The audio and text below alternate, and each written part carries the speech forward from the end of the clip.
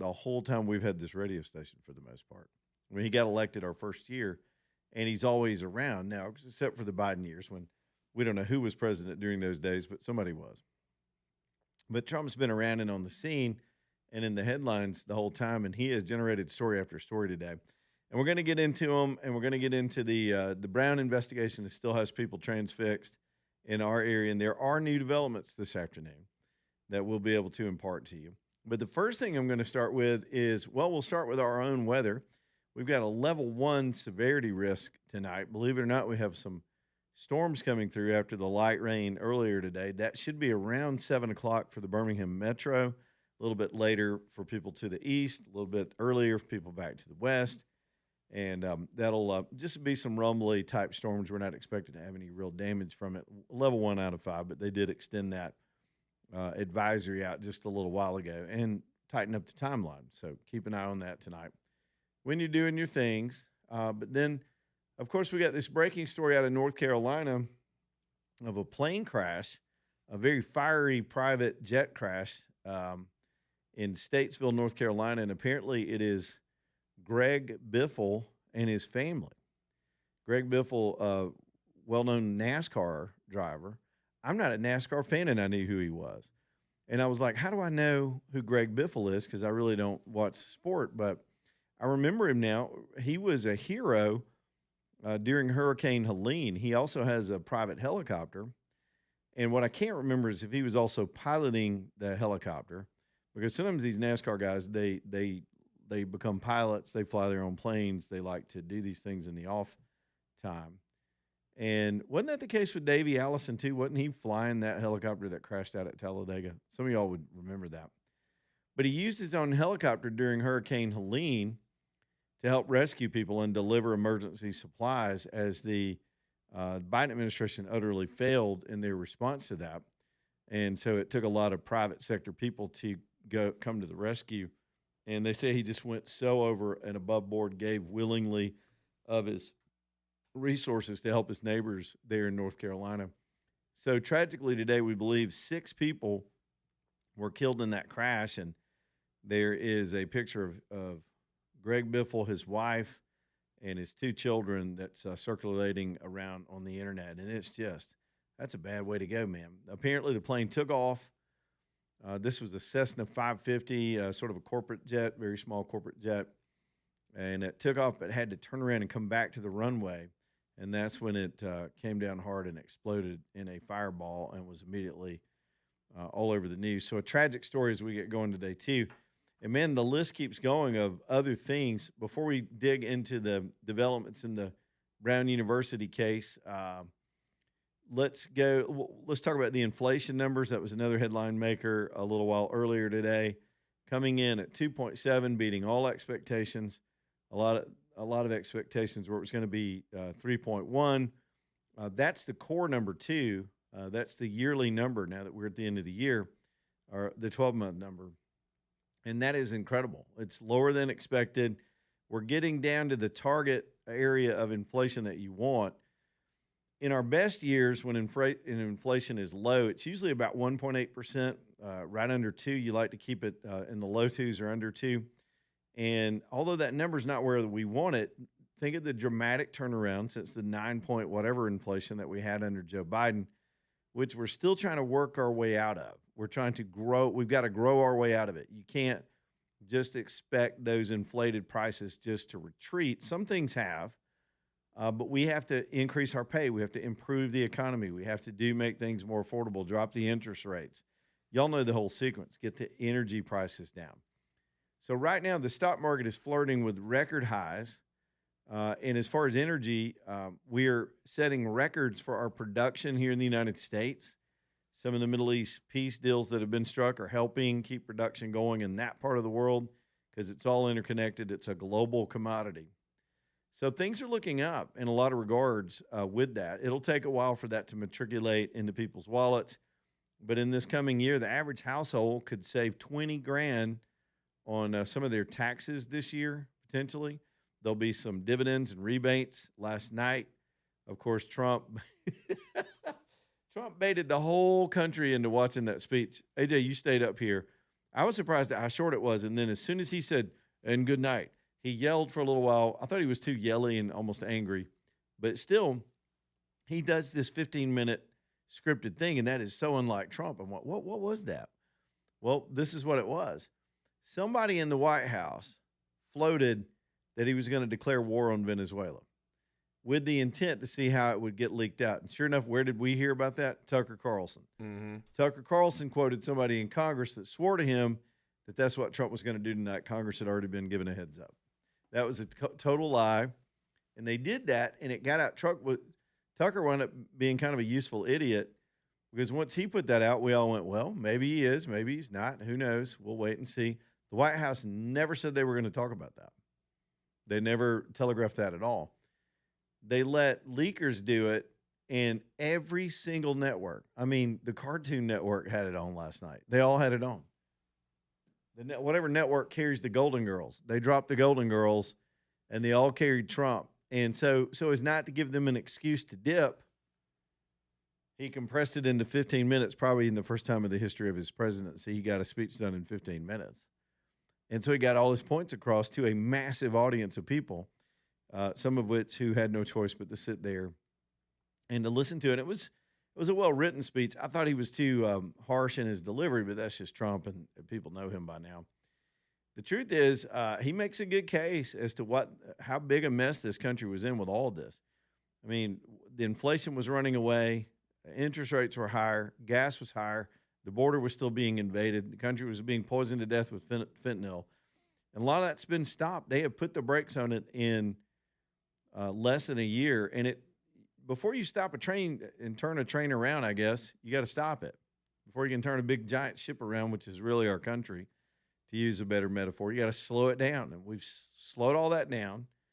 Now the redirect is happening, and I think we're going to see a banner year next year. All the fundamentals are there. Everything's in place, barring a natural disaster, a volcanic eruption, a war, something like that. Anything could happen, and you've got to leave room for that. But it's been a pretty good day. Trump's got favorable rulings coming in. The economic numbers are good. And then to top it all off today, he did something that will be controversial with his base, but he did it anyway. And that is he changed the marijuana schedule for the DEA, for the feds, from a level 1 drug to a level 3 drug. So what does that do?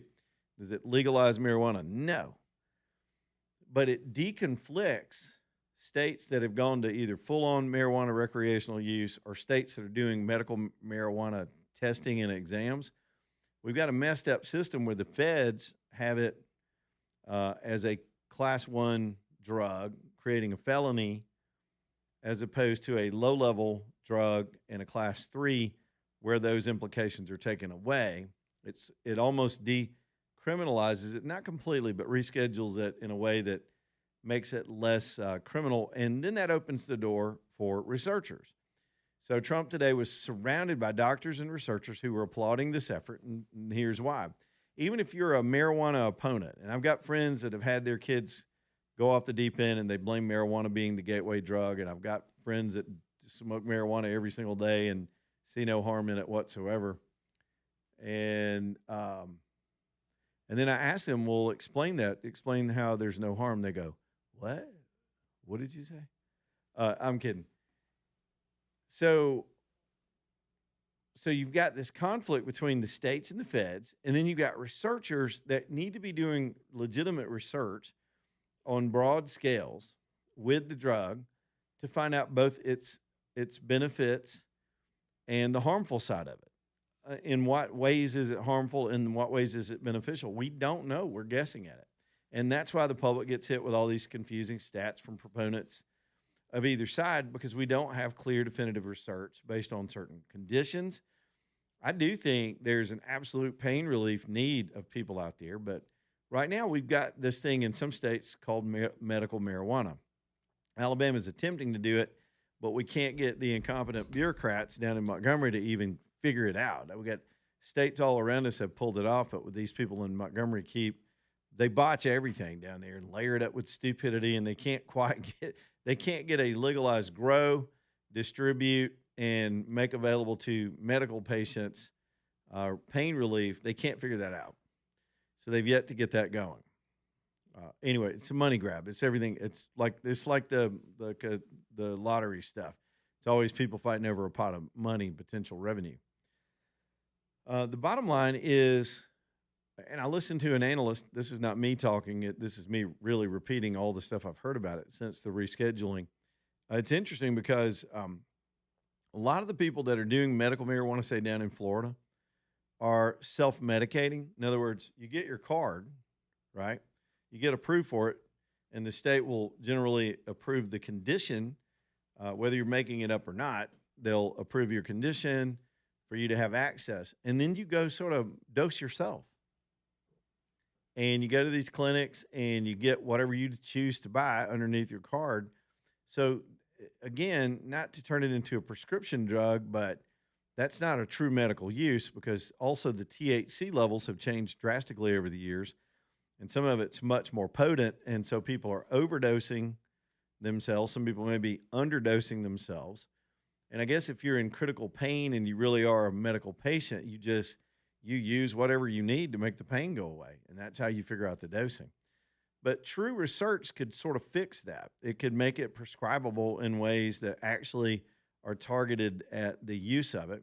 And it could also develop the real statistics and information on any kind of harmful effects because there's info out there on that. There's some research on that, but it's not as complete as it would be if the research teams are able to more broadly research it. Does that make sense? You can do broader studies now, and you don't have these conflicts. Then there's the banking system.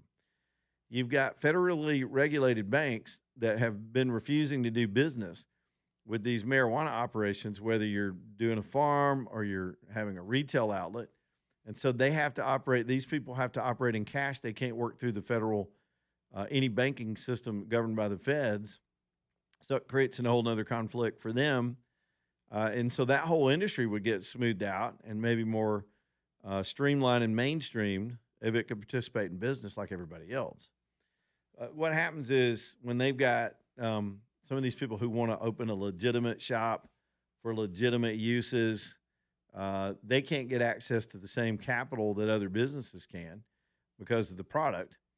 And this is, by the way, what the Obamas tried to do to the gun industry. They tried to chuck it off from the banking system and interrupt cash flow. So if they can't get cash flow, some of them wind up getting cash from sketchy sources, or it creates their whole business model becomes more dubious because of this whole system. So really, it's not going to legalize it, but it's going to create some clarity, pull the feds out of the argument for a while, let the states figure more of these things out, and allow research to go forward. So not much to argue with that. Well, I guess there's always going to be points of contention over something like any kind of marijuana laws. But that was fascinating, and the president just did that right as we were getting ready to come to air. So those are just some of the new stories that have hit us this afternoon. Now, on the Brown University shooting, we got a lot of stuff about the context of what happened. The authorities feel like they're closing in on being able to name a suspect, believe it or not. We may hear about that in the next hour or so. Allegedly, there's another one of those chaotic news conferences that's going to be called. And I've got some more background on what went down that day and some of the things that led up to the incompetence that you're seeing in those news conferences. There's a reason for that. The background of almost every person in those news conferences is so sketchy. Yet these people have been given great authority over people's safety, and they've utterly failed in the most miserable way. I do hope they close in on a suspect and get somebody. So if anything, so that we have a story and a narrative, and it can get rid of some of the conspiracy theories that are out there. Man, do we have things to talk about here tonight as we head toward the weekend. 545-9950. I got 2 calls already stacking up. Room for you as well. Live news conferences as they happen, and everything else. Headlines, y'all know how we do it. Y'all stay tuned. Leland Live, Talk 99.5.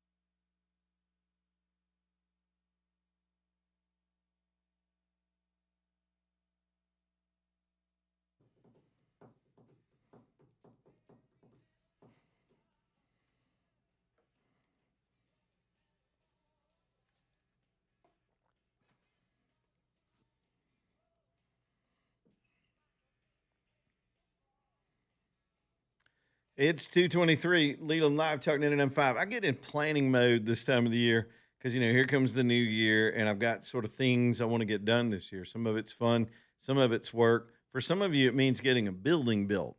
You got to finally tackle that project that you're needing to do at home, whether it's a residential pole barn or one of those kind of projects, some kind of building or structure that you need, or if you're in business and it's time for that expansion.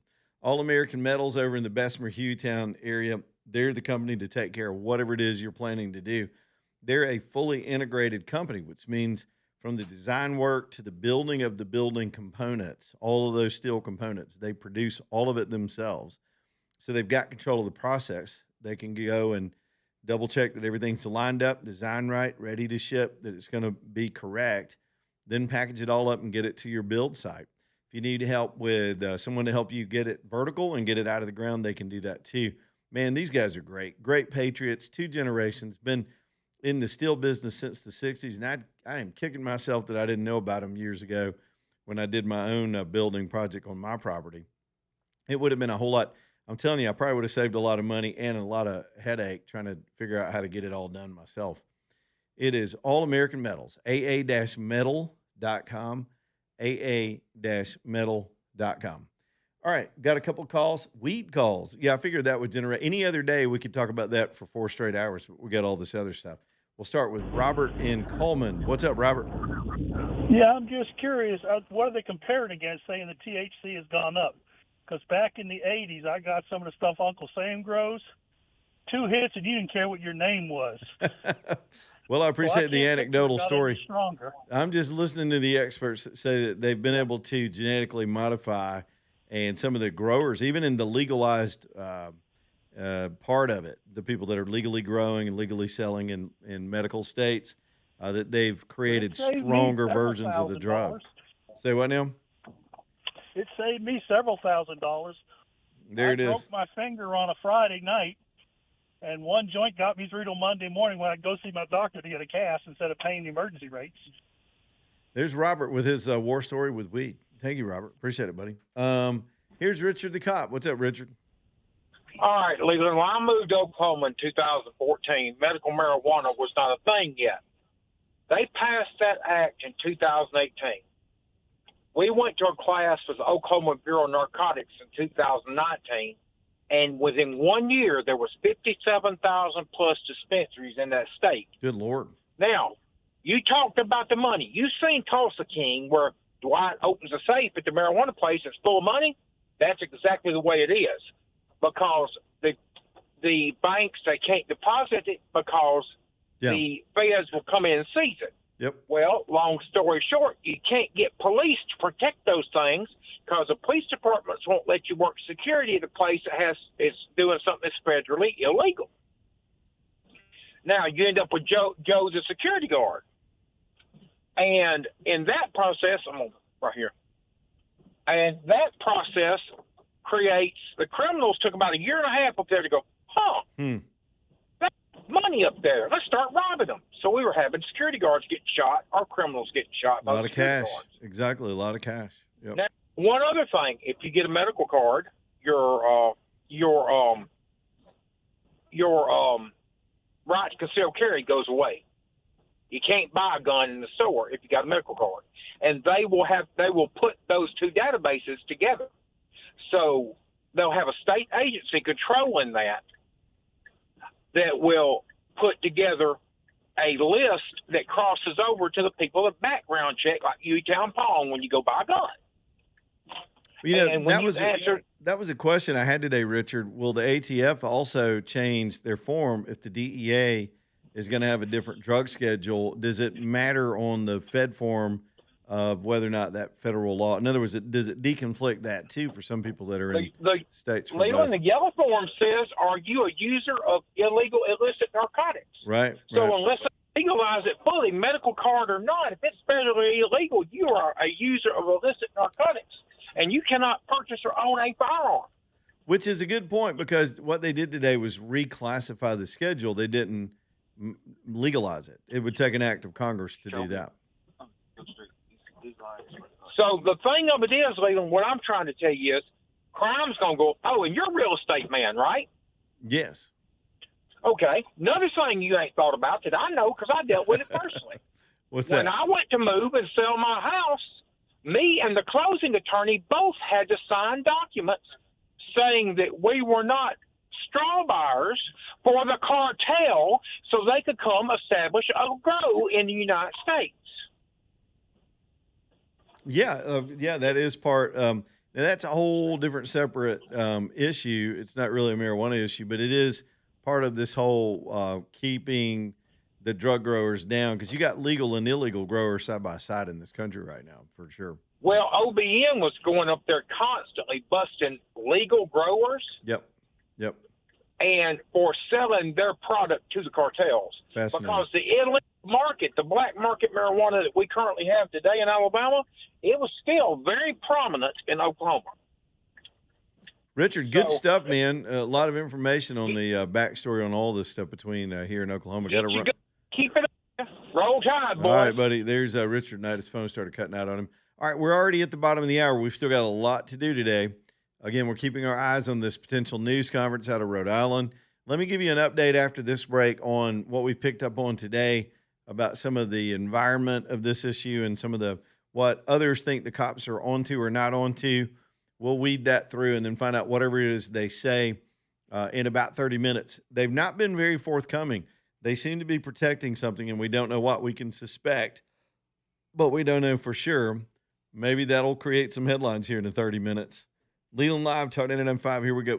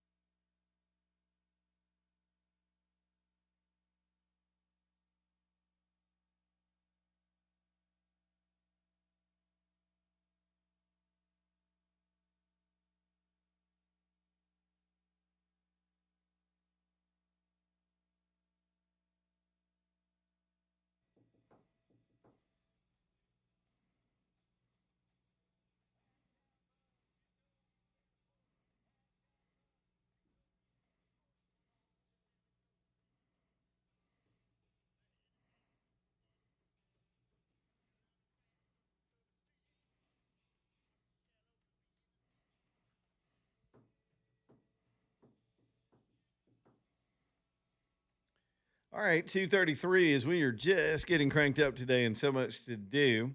Hueytown Pawn's got the deals for you. Whether you need a tactical weapon and you're into the AR platforms and all that kind of tactical use, or if you're in the hunting lane, they've got something for everybody. Tommy's running deals and specials for just about everything in the store.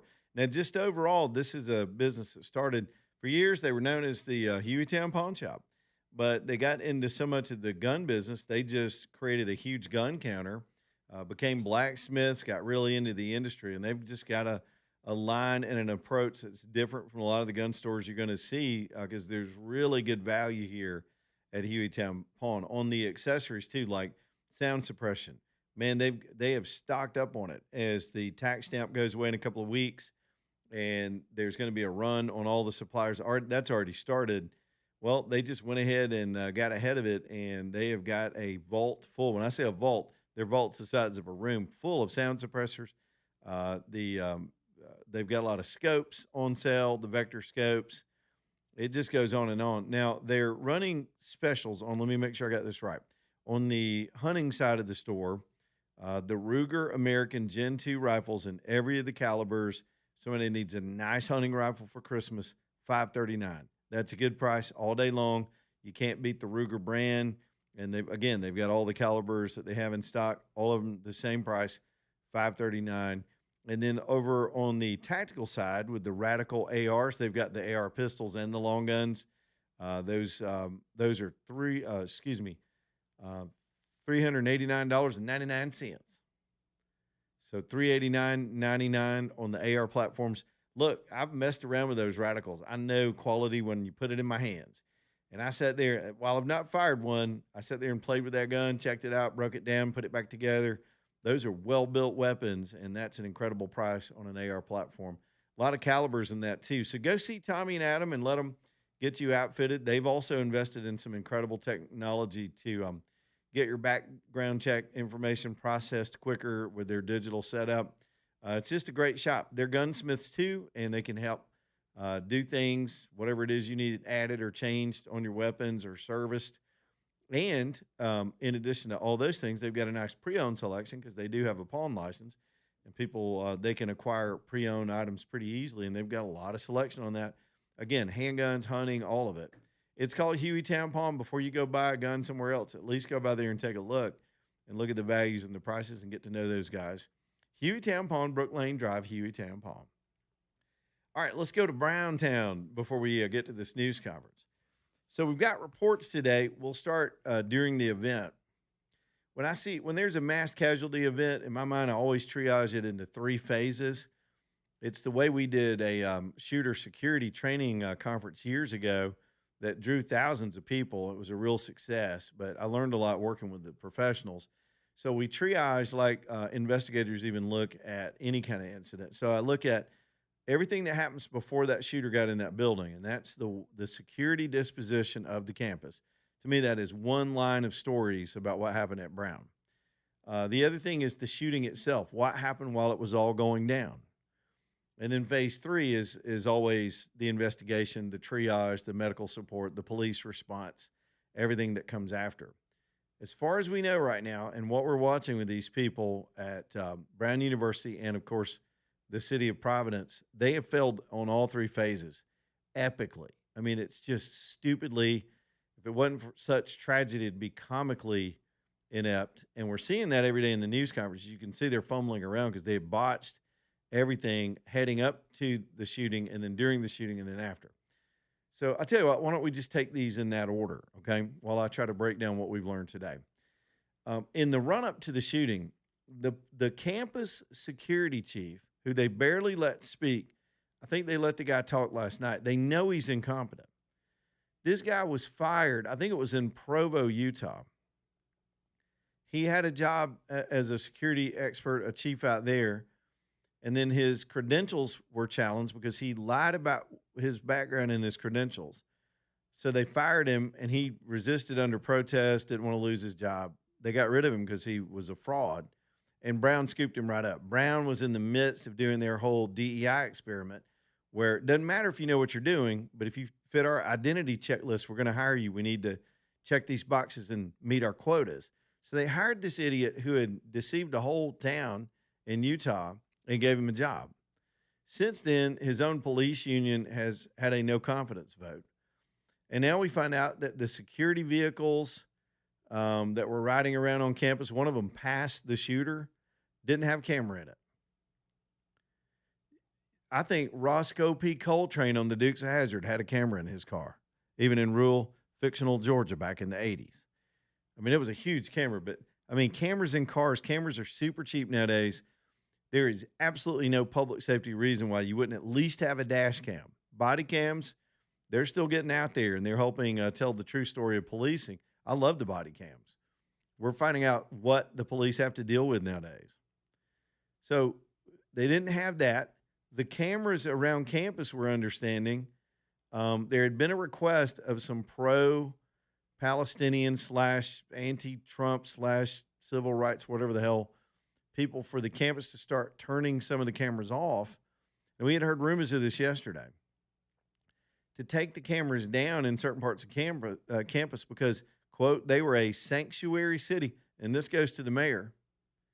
And to be able to hide illegals in your sanctuary city, you can't have public access cameras everywhere that the feds might be able to use to identify where the illegals are. So they got so paranoid that the belief is they had actually turned a lot of the cameras they had available off just to defy Trump and to house illegals. And as far as we know, these shooters might have been foreigners. We don't know yet. So there they go, fostering an environment of illegal activity on the immigration issue, allowing these pro-Palestinian radicals to take over their campuses, fighting with the Trump administration over the protection and the civil rights of their own students. That's the leadership you're dealing with in Providence, Rhode Island. It's on the mayoral level. It's on the campus level, pure incompetence.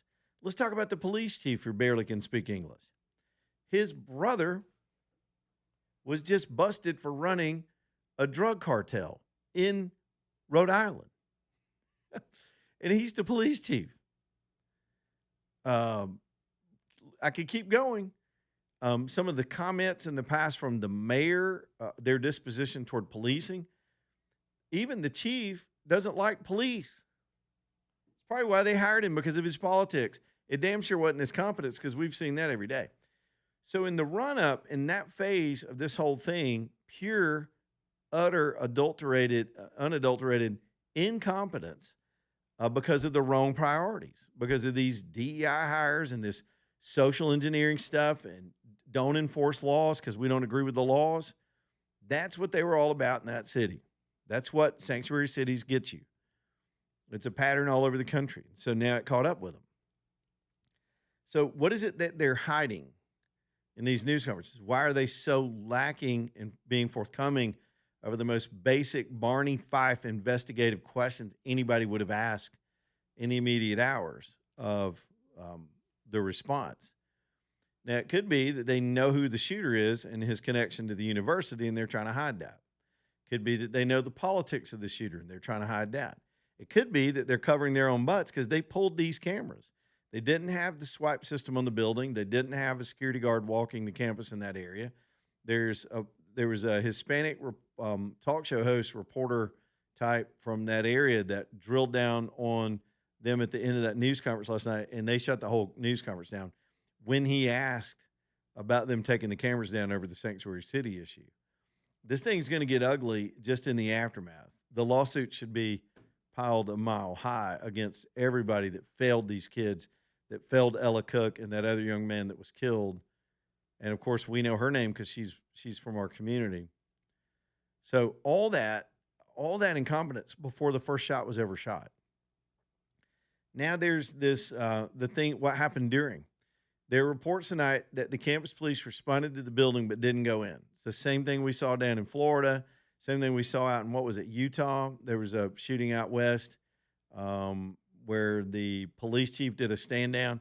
They either weren't trained or didn't have the courage or the communication was off. But shots were being fired. The cops were in the proximity, and they just posted up and hid from the shooter. The shooter was allowed to leave the building. None of the cops went in. Kids were continuing to be shot. And then the shooter gets away, walks right past one of them with their police lights on. It's an utter failure of the campus system, and I think that goes all the way back to this corrupt chief that they hired. All right, so we got all that going on, and that's the during phase, okay? Then the after phase, all this investigative faux pas and all this. Yesterday, we finally see a video last night of the original person of interest, and we'll just call him Chubby Dude. So the chubby guy sees the other guy that they want to talk to, if it's a guy. They won't even tell us that. They said it was a person. Maybe they don't know. Because it's hard to tell nowadays with the way we do pronouns, and I would imagine there are other factors. It's wintertime, layered clothing, and the women look a lot like men, and the men look a lot like women in Rhode Island. I'm just saying. So, so you had picture a camera that's on a corner. There's sort of a blinded fence, vegetative area, and you see a person approach from one street, and then our suspect, we're calling him a suspect, chubby guy, is walking toward that same corner, and he comes around the corner and sees this person and turns around and runs. It's the only time you see him running on camera. So that's why they want to talk to the other person. The police say they spoke to each other in that incident. Like, in other words, he popped out from the corner. They said something to each other, and the dude ran off. Now, why would he run off? He clearly recognized that other person, whether he just didn't want to be spotted. He didn't want that person to be able to identify him later because he had not shot yet. This was while he was casing the building. So the questions last night and this morning are, why did he run? My gut tells me if these guys were working together under that theory, if you're theorizing that the second person knew that the shooting was about to take place, they had some plan, and I think Fat Boy had botched the plan. He said, no, we can't be seen together, or walk the other way, run. And so he just ran from him. I think it looked like they were in cahoots, and the plan was for them to stay separated. Who knows? The second person might have been planning on shooting a building too. Who knows? Maybe that's what we're going to find out in the news conference today, because they're about to hold a news conference, we presume, in about 15 minutes.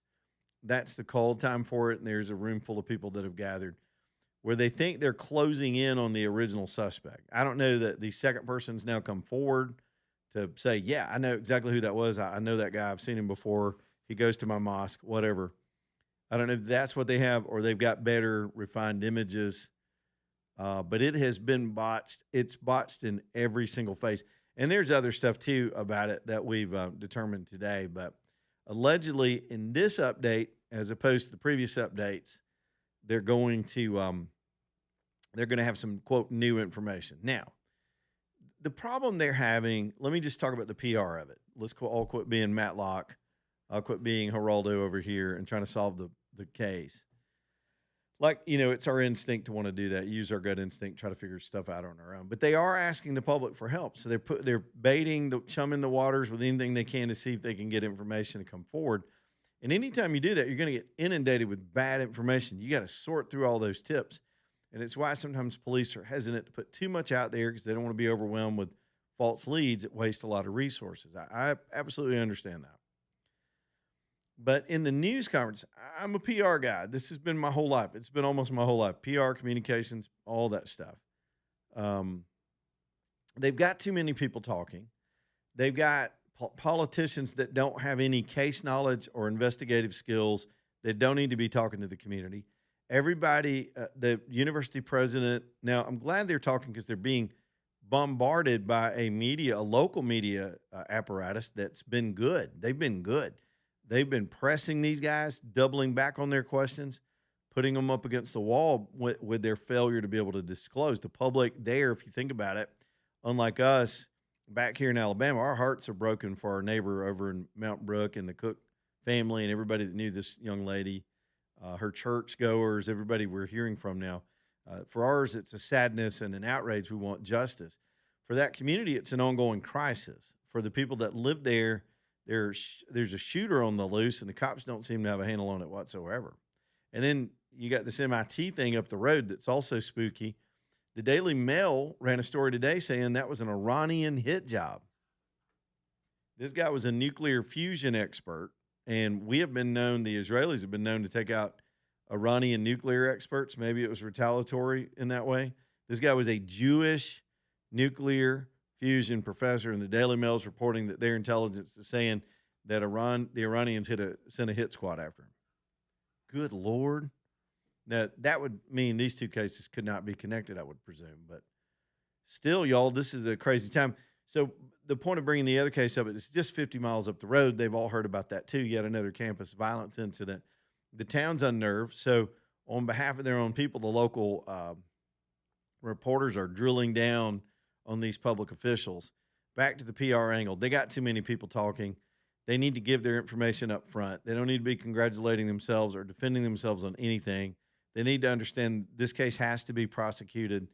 They need to have some nuggets, anything to fill in some blanks to get the Wolves to stay back for a little bit. It's a balance that is difficult, but this is now their fifth or sixth day of totally botching this whole thing. I hope today's the breakthrough. I hope maybe they've got something serious that we can find out about, and it'll help them close in on a suspect. I do believe the person will be caught. There are a lot of folks online that are saying, oh, they're never going to catch him now. Because there's a conventional wisdom theory that once you lose the first 48 hours, the trail goes cold. We've heard that our whole lives. You heard that. I see you in there nodding. Yep. In detective shows. I mean, that's why they got the whole show is called The First 48. The First 48. Because that's when the trail's the hottest. And it's true. Weather, elements, DNA, stuff starts to fade. Here's one other nugget that we're getting this from one of the Fox analysts who's also used to be an FBI guy and a New York City I think he was a counterterrorism guy. He's pretty good. He says they've got live rounds that were expelled on the scene. And here's why that's critical. They know it was a 9mm. And when you load, anybody that's ever loaded a mag knows you use your fingers and your thumbs if they use a bare hand to load the weapon. A lot of times you'll leave fingerprints or DNA evidence on each of the bullets as you put them into the mag. But once you fire the bullet, even the shell casing that's ejected gets scorched, and it messes up the DNA and the fingerprint. But if you get a jam situation where a gun starts to jam and then you have to rack it and kick one of the rounds out or a couple of the rounds out, or maybe you drop a mag that you loaded on the floor and left it behind, then that one hasn't gone through the gun, and the likelihood of getting some DNA, even if the person's not in the database, just having the DNA can give them tools to reverse engineer through all these family DNA sites and everything else that they know. They did that with the Kohlberger guy. They were able to use some DNA he left behind on a knife sheath to trace who his family was. Then they used the geolocation of all the digital data they have with cell phone information, and were able to put that guy and his cell phone who's kin to this family, and that's how they found the identity of him. Very good police work. Those tools are available to these same authorities, but they need a DNA hit, and the cell phone data is easy enough. The feds can process that rather quickly, and I hope they've been able to use that to narrow some stuff down. We maybe about to find out about that here in just a few minutes. It's a crazy, crazy case. We'll go to the news conference here in a little while. Y'all hang on for that. Burton Campers is down there ready to help you get going. I was just airing up my tires on mine today, making sure everything's ready to go. We're going to take it out during the holidays and do some family visits. And that's another use. Sometimes I talk about the use of having a camper. I've used it for extra space when I've got too many people in the house and I need an extra guest room. I've used it for an emergency when it snowed and the house power went off, but I got power there. And, of course, they're the regular things you do, go camping, the sporting events and the music events and all the things I love to do with mine. But another use is, say you're going to visit somebody else. Man, you ain't got to stay in their house and crowd them out and lose all your personal space. Just park out front. Cousin Eddie this thing. Yeah, they've got one for your size, your budget, whatever you need, your layout at Burton Campers. 50 years of taking care of people at their business, and they're ready to help you. You've still got time to cut a deal with them and announce it to the family for the holidays. Y'all, they're going to be so excited. I'll put it this way. You'll use this more than you will a boat. You absolutely will. BurtonCampers.com. Y'all look them up down in Calera off exit 231 or in Jasper near the hospital. BurtonCampers.com.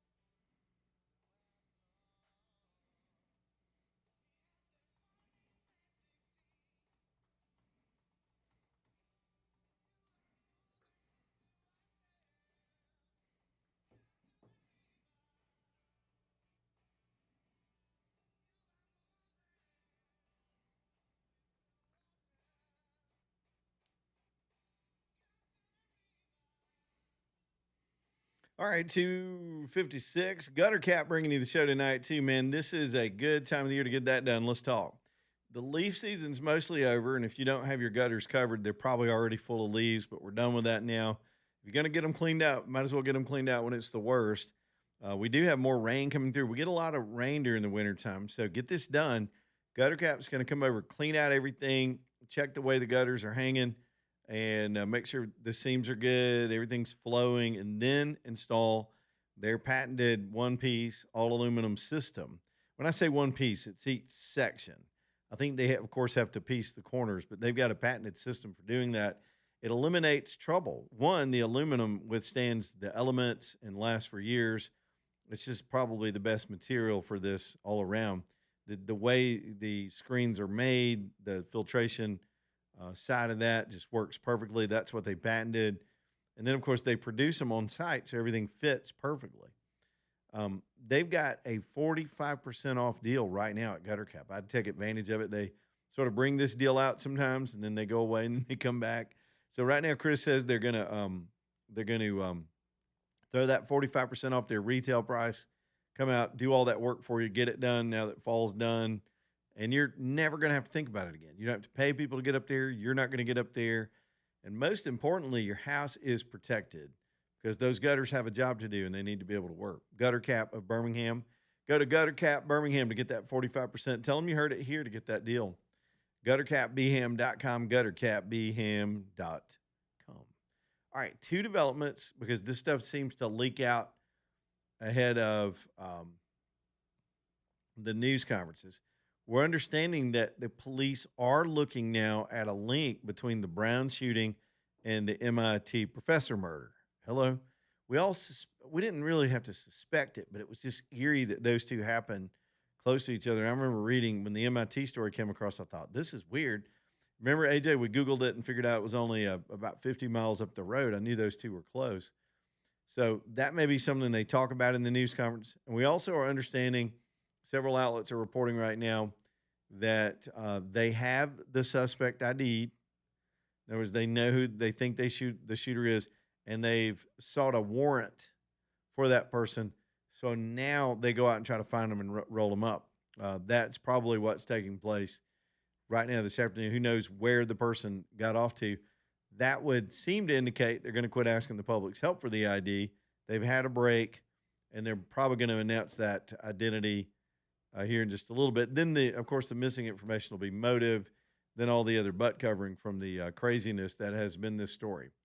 All right, we're going to go to the 1819 news. Let's get their stuff in here tonight, let them get us updated, and then we'll come back. We don't know exactly when they'll start that news conference, but we'll try to do our best to hang in there with it and find out what we can from the authorities in Providence here in just a little bit. Leland Live, Talk 99.5.